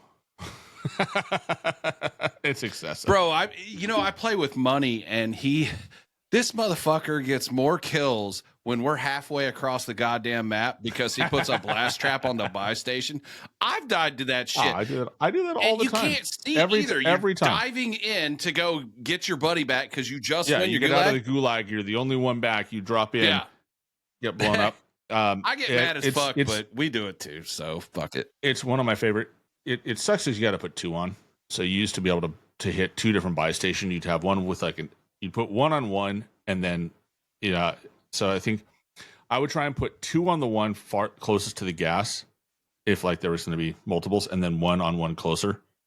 And so that way, like people diving back, they usually go farthest away from the edge, like to the edge of the circle, because it's usually a little safer. People kind of migrate in. And so I get people there fairly often. Like probably once a week I get one where it's like I'm just hanging out doing something, all of a sudden ding, kill. I'm like, Well, they were pretty fun to use. I started using those in multi for a little while, but you know, the gas grenade, like that's been kind of an issue. It's not one that I've dealt with a lot, but up in the upper tier lobbies, like I've watched those guys, like it's ridiculous the way they're using those. And I mean, like I said, we run into those sometimes. We don't run them. I run smokes. But you know, they are an issue in some lobbies. Advanced UAVs will now show elevation arrows. Cool. That's advanced UAVs, especially since you can't get them off loadout drop. Thank fuck for that. Advanced UAVs should be a little bit more powerful because it always felt like a negative where it's like, okay, I know which way you're looking, but I don't know. We're in a building together. I don't know where you are. Like that's not helpful, right? Like it's like knowing where you're looking isn't as helpful as knowing if you're above me or below me. And it's less of an issue in multiplayer. Right. So advanced UAVs in multiplayer, the directional arrow is very critical. Yeah. However, you know, I can think of one time in which that directional arrow directly resulted in winning a series of gunfights versus, you know, knowing if they're above or below me. Sure. And it was in Al Mazrah early in Warzone 2, when I had Bird's Eye working, and my buddy and I were coming over a hill, and I could see him in a building, and so I actually was able to coax him on moving around the building so they couldn't find us because I could see where they were looking. They were camping it, and I'd be like, "All right, they're both looking to the east," and he would rotate west further, and I'm like, "Oh, one's turning," and I could watch them turn right and move around, and so we were able to move around and come at them from an unexpected direction. They didn't see us coming up on them. And that was probably the first time the directional arrows were like, those helped get those campers out of that building versus, you know, the up and down arrows where it's like, if I'm in a building, all right, he's a floor above me. I hear him up there. I see him on the map. He's above me versus, you know, now it's like, I see him looking west. I don't know where, you know, I can't tell he's up above me, below me, on my level. I don't know what to do. And so it's not helpful. So good. Give us the directional. Yeah. And that, you know, that Bird's Eye perk was a menace for a while too. Yeah, it was. But so it was a great menace. Listen, we're kind of going a little bit late here, but I do want to say this. So like they're fixing some things, perk wise, ranked wise. But the one thing that I'm a little disheartened or concerned about is I don't see on here where they're talking about like weapon balancing on a more frequent basis. Because if you look past or look at the things that break Warzone, it's always server stability, cheaters, and broken weapons, right? Like those are the three biggest things that break. And right now, I mean, honestly, dude, the XM4 has got to fucking go. As much as I like that weapon and it's fun for me, at least get rid of the 100-round mag. Yeah, and as fun for me as it is to use. Like last night, dude, we were playing ranked. We were over by that military camp that's above the car dealership, and then you have the train tunnel that's coming down, and you're starting to kind of work towards pop off. Well, my guys got a little bit further out than I did, and they were getting shot at, and these morons were using tracers. So I worked my way up over the mouth of the tunnel where the train goes through. I fucking deleted 2 guys. Like, and while I'm doing it, I'm like, this is fucking bullshit. Like, just how fast I was able to do it and not miss a shot. It was ridiculous, dude. Like, that shit's got to go, man. Yeah, and especially you can just put rounds downrange forever, and then you have all the mobility. Like, the 100 rounds got to go. I think 60 with movement penalties is probably where the XM4 should be. Yeah, but I mean, again, it's one of those things. It's like in PUBs, I'm gonna try to run some different shit, and ranked, I'm gonna run it because you have to, like, you know what I mean. So, but I'm pretty sure at the beginning of this season of this year, they said in their patch notes that they're gonna have frequent meta updates. Where the fuck are they? They're not. and my guess is that they aren't focused on it because everything's broken anyways. So why waste time on that when, you know, the game doesn't work? Yeah, and you know, if they can right the ship and fix the things in this season that they say they're fixing, then it's forgivable that we've had RPK version 2 for as long as we have. But they have to fix it, and then they have to tackle this. And I would honestly love to see the meta kind of roll around a little bit more, like maybe a 2-week 10-day 2-week changeover. I think that would be a good spot. And then but on top of that, have a variety of weapons that are good enough, right? Like you can have an absolute meta, agreed, and then you can have a bunch of other stuff that you can use effectively. And then people that don't grind guns will stay with that. And I point to the Cold War AK. That thing was very good. It was fun for a very long time. Like you could just pick it up, but it was never like better. Like it was never miles ahead of other stuff. But it wasn't miles worse than other stuff either. That's the whole thing. Exactly. When they go and break these fucking hard to guns. control. So it was hard to control.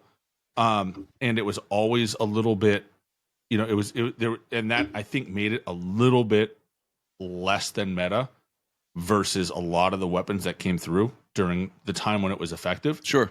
And so that made it viable. And I think that's a good thing. Like we should have stuff like that. Like we need more of it. And then you have like one gun that's like, all right, we got a new gun. We need it. We want to sell this new bundle in our shop. So we'll make this gun meta for a week. Right. Like I'm fine with that trade-off because I don't have to use it. I don't feel like if I don't use that gun, I'm not going to win my gunfights. Well, and that's why like I basically my entire focus once Black Ops or even these new games come out, like, is to max out as much as I can, as fast as I can, just so that way when the meta does shift, I'm not, you know what I mean? Like, and again, I can't stress enough. I fucking hate the idea that there's metas anyway. It pisses me off, but it is what it is. If I want to keep playing Warzone, I'm just going to fucking deal with it. I just want to see a little bit more of like a rolling meta, make it be just give us some variety. Cause I mean, even Alex is to the point, he's posting shit from Modern Warfare 2 and 3, dude. He's fucking bored. Trying to find something to do. You can only post the XM4 meta fucking graphic he has so many times. Yeah. I mean, they have not, MW3 was also a meta desert where they didn't mess with the meta very much. It would last forever. No, and those guns were boring as fuck too. Yeah. So it's like, I mean, it literally, a lot of people started following me because I would really dig in and find great metas and share those. Right. And I started messing with metas around this, shortly around the time Alex started his site and started doing his stuff. I was, did a lot. I was in the True Game Data, Tony's Discord. I was doing, starting to post them on Twitter and part of that whole scene of the meta. And then lately it's just the last 2 years, it sucked. There's nothing to post. Like it's the same gun over and over again. And then they switch it to another obvious gun, the new one. And it's like, oh, that's the meta. Here's the build for it. Have fun. There's nothing to experiment with. Like there's no fun in messing with this stuff anymore. And the guns take so long. They need to bring back weapon tuning. They need to bring back the weapon tuning. Dude, well, hey, you know what game does have weapon tuning? Delta Force. Like you can tune your weapons over there. But like the guns, like over here, like they just take so long to rank up. That's another one. Like, why does it take so? Why do I have guns? Why do I have guns? Mastery camo. Like, I'm done with that gun. I will not run it again, and it's not max level. My guy Chaos. Like, why is that a thing? Yeah, he just got his fucking XM4 to a 40. But oh shit, let me tell you this. Talking about Delta Force, one of the cool things that you can do. So, like, you can click on the gun and it'll allow you, if you have, and I don't know where it comes from or how you even get it. I just know I was able to do it several times.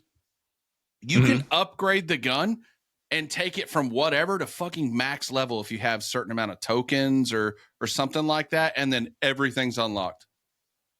But I think that in large part that we're in the situation we're in with how long guns are taking to level up is in part because, I mean, I feel like there's been a clear shift to playtime being the big metric that people are looking at. They gotta, yeah.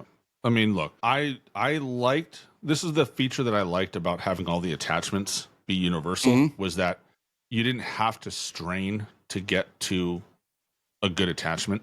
You just had to like get that slot unlocked and you could use a good attachment, right? Yeah. And it really took a lot of the stress of getting a gun leveled all the way up out of the picture, which I think was a W. But then again, there were 18 million optics and 753,000 foregrips that all did the same thing, right? They ran out of they very clearly ran out of ideas on what all the new attachments should do, but they had to have new attachments because they had new guns with new levels. I'll still contend most of these attachments are fucking trash. Like the lasers are trash. The entire category, I've never used one. They're what's awful. that? Lasers in this game? Oh yeah. Why would anybody? They're awful. Yeah, no, I'm good. They're awful. I'm good. But why? Like, there's several optics in there that are just not good, dude. There's a couple that are fun, but they're like you have to. The reticle that you get off rip is terrible. Mm-hmm. That's like the ACOG. That's the ACOG. The reticle is terrible by default, but there's a great reticle in there. I just haven't suffered through the terrible reticle enough to get to it. So I'm like, Another great thing they did was allow you to customize your reticle. Like, I'm glad they brought that feature back. Like, that's a great grind. I like how they do the grind too, because if you think back, MW 2019 had customizable reticles. Yeah, and a lot of the reticles that you could pick from, a lot of them were like, you had to use certain combinations of weapons and attachments to unlock the next reticle, right? Or it was headshots or something like that. So I do like the fact that they would switch it to it's just kills, right? Like you get 250 kills, you get the next reticle. Like it is reduced to playtime. But I think for that challenge, making that separate, like a different style of challenge from the regular one that you will just get naturally, I think is good. I think that's a good change. Yeah. So I like that they brought it back, and I like that it makes sense, and that it's attainable for most people. It's just playtime, and so that's good. W, they did a lot. Here's the thing: Black Ops 6 has done a lot of good things. They've brought a lot of things back. Prestige. I know you're over Prestige because you're Master. I am rank 32, Prestige 10. So I will join you shortly, probably tomorrow or the day after, depending on how much time I get. But it's a good, like they've done a lot of good things, and they've really brought a lot of positivity back into the franchise in a lot of ways. And they just have not been able to succeed in the Warzone side, which is problematic because we're predominantly Warzone players. I think a lot of people we used to be. I know a lot of people that are just done with fucking like multiplayer in general. Like or they'll play it for a little bit and then they're bored and they want to play something else. Which I don't get bored like that. I mean, Drade was telling me the other day, I think it was Drade. He was like, man, I wish I liked multiplayer as much as you do, because I genuinely enjoy it. I like the multiplayer aspect of it, but I prefer Warzone. But I'm still going to play both. I think that they could be on the right track, but they just got to execute the shit in these community notes, like that update. Like they execute that stuff, and I think we're in good shape. But if they don't, all bets are off, my dude. Yeah. So they leave us with a parting thought. You should cover that. They say, we want to take a moment to reflect on the significance of Black Ops 6's integration, the largest in Call of Duty history, which for the first time has brought our teams and products together into a unified development environment. And I think that this is one of the most important things that they've told us, because it really lines up with, we talked about this earlier in the episode, about how, their development has been so fragmented. And so, I mean, it's obvious that they didn't start out all unified, because it's a very ununified feeling. But if they are moving forward, and it's possible that they've started the process of migrating and moving their tools off of an independent development environment, which would be good. People have said some stuff. I haven't investigated it, so I don't know one way or the other. But they kind of indicate that they're moving in that direction. And then they say, while this transformation has presented its share of obstacles, we noticed, it also paves the way for more ambitious updates and closer collaboration in the future. We're essentially laying a foundation to make new technology immediately available to all of our studios, improving development pipelines and the stability of porting features between titles, allowing us to focus more of our time on future releases. So this lines up with something Ghost of Hope tweeted about a month ago, in which he basically said that they are kind of unifying the Call of Duty studios into they're unifying Call of Duty into like a standard game, and then each studio has certain amount of leeway and things they're allowed to do, instead of like this scenario where, you know, Treyarch is allowed to go one direction and Infinity Ward and who did MW3? Sledgehammer. They're going, you know, they went like it's this that committee in different directions, right? And yeah, so there's going to be like a committee of like, hey, this is what we want to, this is where the franchise needs to go, and everybody needs to develop along those lines. I think we're past the point in this game, in this franchise, where every game can stand alone. You know, obviously Warzone's a problem, but also, you know, multiplayer to multiplayer. How many times have we gone from one game where it's like, oh, they do something so great, right? Like camo tracking, like achievement tracking, right? Such a great idea. Brilliant. Can't believe nobody thought of that before. And now all of a sudden it's gone because nobody thought about it until like they did it last year. And we've had this before. Warzone's been the big one. You know, it's like we had this in Warzone 1 going into Warzone 2, where we had a lot of things like redeploy balloons, right? They weren't prevalent. They weren't there at the launch of Warzone 2. And the portable redeploy units and some of these other things that came up kind of late in the Caldera cycle that people really latched onto and thought played really well and were a great addition to the game. You know, it took a while to bring those back, right? They went away, they came back, they go away, they come back. And it's because one studio develops it, they deploy it, and then it takes a while to decide whether or not it's good or not. People like it. And then by the time they make the decision, the other parties are so far along in their games that they can't include it in launch. They can't add that in. And so if they're redesigning how they build games so that goes away, and we get more of a consistent feel from game to game, in especially in the things that matter, right? Like like these quality of life things, like the base mechanics of the game. You know, we don't get Delay Zone 3 coming out, you know, 1 year because Infinity Ward throws a fit again, right? Like, we need that. Like, we are way past the point where we would get, like, we can tolerate this yo-yo effect. And especially with Warzone being a consistent, you know, a consistent mode that transcends games. Like, we just can't be, we can't be tearing it down and trying to rebuild it every year again. Like, we just can't do it. Like, the game will not survive if they keep doing it this way. So I agree. Good on them. Yep. Good on them for recognizing that. And I hope that that's what they're saying here. I assume that it is, and you know what assumption does to people when you assume. But I hope that that's what they're alluding to with this paragraph. And if that's true, then we actually can look forward and hopefully have future games run as smoothly as Warzone 2 into Warzone 3 went. Like, if we could have that experience every year, I think we would have such a better outlook on the game. Yep. I agree. So, yeah. So that's the end of the blog of their, what is it, community update. The community update. So, a lot to talk about, a lot in there. I think it's good.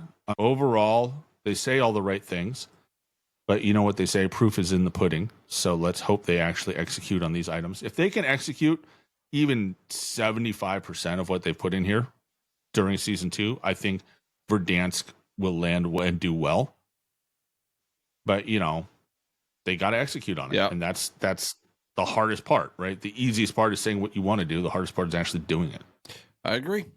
Execution is key here. So, you know, it's one thing to have all these ambitious goals and projects that you're working on, but if you don't have, what is it? Herman Edwards said, a goal without a plan is just a wish. If you don't have a plan to execute that shit, then we're going to be right back where we started. So cool. Well, here we kind of had that data skill rating thing on the agenda, but I think we're out of time on this one. Well, we can talk about that later. I'd really like you to, hold that. Let's hold that until you can get your data back, because I'd like to see it. I'm going to throw this out there, though. Anybody who has their data or is willing to get it and send it to me, I would love to see it, because I know Ace is, and send it to exclusive Ace as well. He's collecting it right now. But his data set is going to trend more highly skilled players, I think. I want to collect more average players and maybe slightly above or below average, simply because I think that presents a more accurate band of like where the players are, because I've seen my data and it's so fascinating, and I've started poking at data from previous games and comparing it to this game. Camo Grind does terrible things for my SBMM, but I'd love to see other people's data and see how that stacks up, and just kind of get an idea of what the average player looks like, and then compare that to Ace's data, which is going to skew more skilled. But yeah, we're going to open that topic up another day. I think that'll be super fascinating. Desert, yeah, I see your comment. There is one. I can post it in the Discord, and probably share a link to it later. But yeah, so it's pretty simple. It's just a pain in the butt. But yeah, with that, hopefully the future is bright. Season 2 is on the horizon. We have 10 more days, 8 more days? Yeah, I think it's 8 days. Yeah. So 7 days and 1 night's sleep. And then we will be off to the races. So, thanks everybody for hopping in and sticking around. We've been, enjoying having you guys in chat, enjoying having, doing this live. And then, for everybody listening at home on Spotify, great to have you all the way through. So, don't forget, hop in our Discord. We'll put links down. And then, if you're not following us on Twitch and Twitter, we're both on there. All right. I'll catch you all on the next one. Later, chat.